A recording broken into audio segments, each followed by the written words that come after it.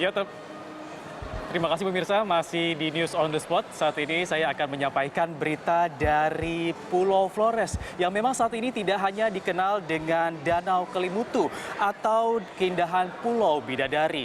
Flores juga menyimpan jejak sejarah Republik Indonesia dan merupakan cikal bakal lahirnya Pancasila pada 1 Juni 1945 oleh Bung Karno. Dan Belanda juga pernah mengasingkan Bung Karno ke wilayah Ende, Pulau Flores, dan berikut liputan saya beberapa waktu yang lalu. Ya pemirsa, di sini saya sedang berada di situs rumah pengasingan Bung Karno yang ada di Kota Ende, Pulau Flores, Nusa Tenggara Timur. Di rumah inilah Bung Karno sempat diasingkan dari Pulau Jawa selama 4 tahun, dari 1934 hingga 1938. Seperti apa situs rumah pengasingan ini? Ikuti saya ke dalam. Rumah ini adalah saksi bisu Bung Karno bersama Inggit Garnasi diasingkan, dijauhkan dari kerabat, hingga kegiatan politik di masa pergolakan tumbuhnya ragam ideologi politik untuk mencapai Indonesia merdeka. Ini adalah salah satu masa sulit, masa sebagai pejuang diuji keyakinannya, serta jalan perjuangan Bung Karno menuju proklamasi 17 Agustus 45. Bung Karno diasingkan, tinggal di rumah ini selama 4 tahun, dari tahun 1934 hingga 1938, tinggal dan berbaur dengan masyarakat Ende, Flores. Sebelumnya, rumah ini adalah milik Abdullah Ambuwaru, seorang sahabat Bung Karno yang menghibahkan rumah ini kepada Bung Karno.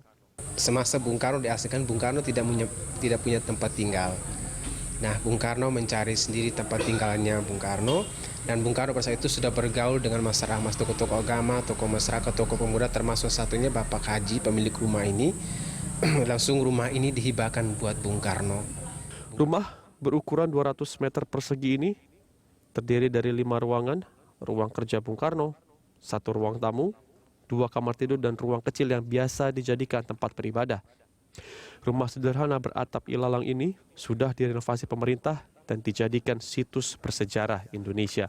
Dan sebenarnya ini sangat menarik, kondisinya yang ada di rumah pengasingan Bung Karno ini juga sangat nyaman dan adem. Di sini kita lihat pemirsa, di sini adalah kamar tidur dari Bung Karno yang memang biasa kerap kali digunakan Bung Karno sehari-harinya untuk beristirahat setelah mencari inspirasi di taman perenungan yang ada di Kota Ende ini.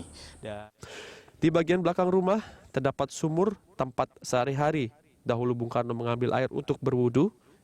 Menurut kepercayaan warga Ende, sumur ini bukan sumur biasa. Karena setiap permintaan atau doa yang diniati dengan hati bersih di sumur ini, maka doa akan terkabul. Tak jauh dari rumah ini terdapat taman renungan, taman yang biasa digunakan Bung Karno untuk merenung ketika masa sulit, dan cikal bakal lahirnya Pancasila yang kemudian lahir 1 Juni 1945. Lalu, jika Anda ingin berkunjung ke rumah ini, berapa harga yang harus dibayar untuk melihat rumah syarat sejarah Republik ini?